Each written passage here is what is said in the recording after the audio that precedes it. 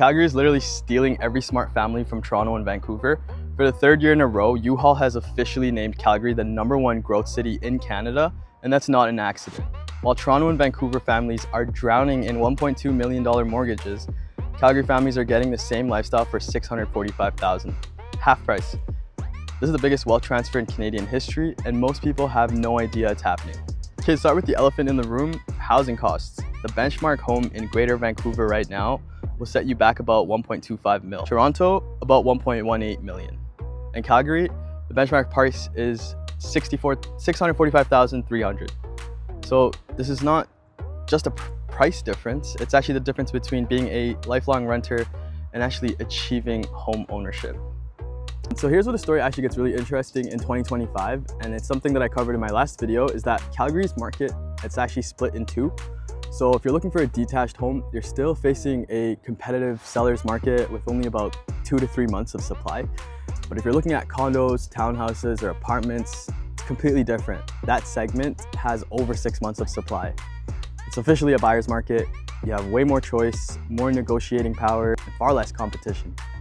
So there's a unique window of opportunity if you can enter the market through the condo and townhouse segment, for example.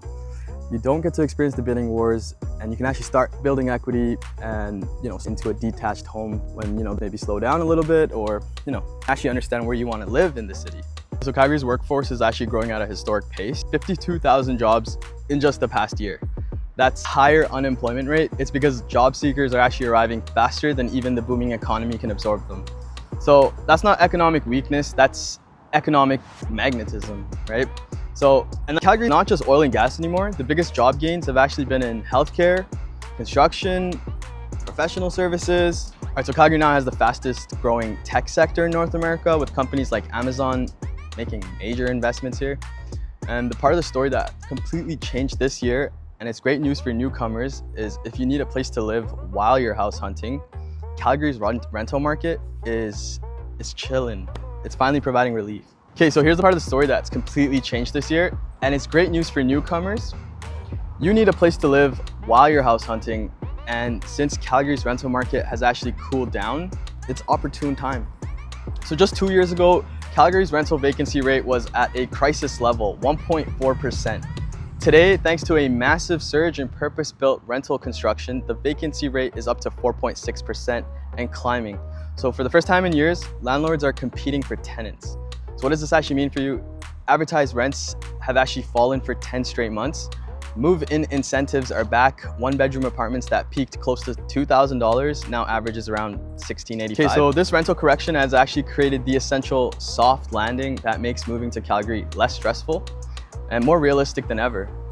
So there you have it, the 3 pillars driving Canada's great migration west: radical affordability with unique opportunities in the condo market, a diversified job market that's growing faster than it can keep up, and a rental market that is finally working for newcomers. Okay, so this is a temporary trend. Statistics Canada confirms Alberta has been the top destination for interprovincial migration for 15 consecutive quarters. So that's nearly 4 years of sustained growth, built on a foundation of young, skilled newcomers, interprovincial migration, and these are people that are choosing opportunity over overpriced housing.